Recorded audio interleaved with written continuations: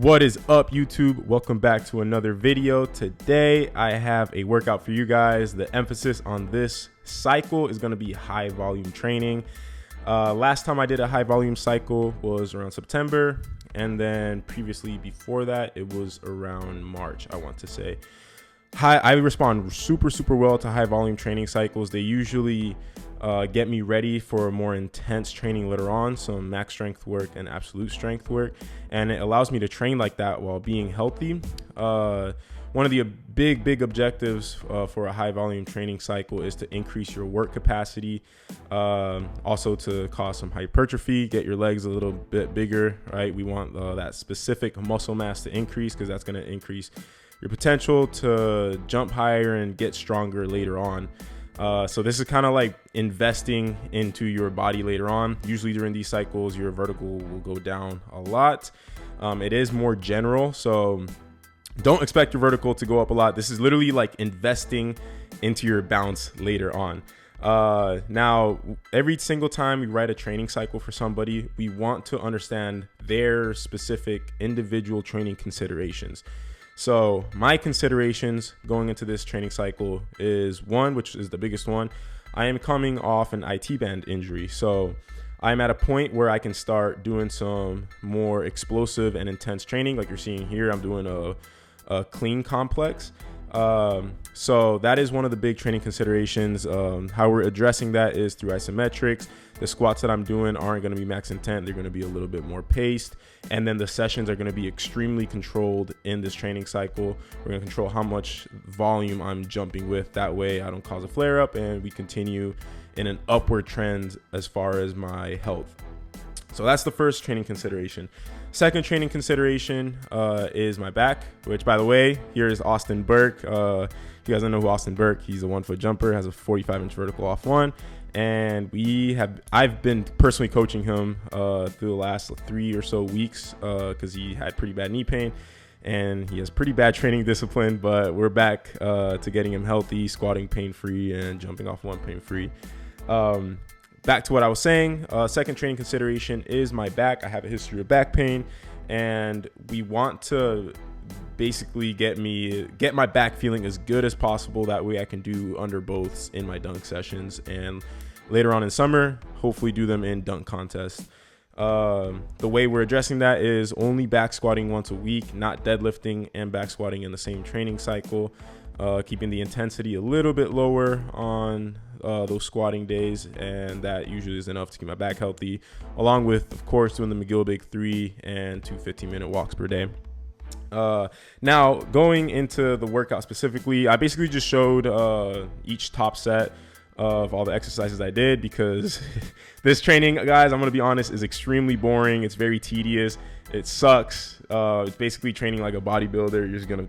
Your legs are going to be freaking burning. But the first exercise that I did was my depth landings. That's to address my first consideration of the IT band, just building up some plyo volume in a really controlled way. Second exercise I did was a power clean complex. So we did 2 clean pulls, 2 power cleans, and 2 full cleans at 50% of my max.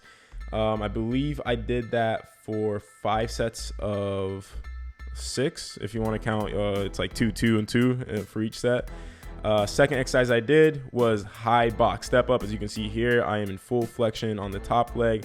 I would be mindful of this. If you have a history of hip issues, I wouldn't push through pain.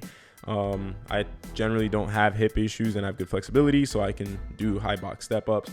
A big reason we're doing this is because feeling healthy and strong off a single leg generally has my IT band issues, the TFL issues that I have had in the past. It keeps it at bay if I'm feeling healthy and strong off a single leg.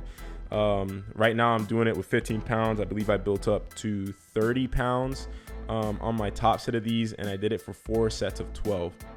Now, this isn't as heavy as I probably could have gone. On my right leg, it felt pretty easy.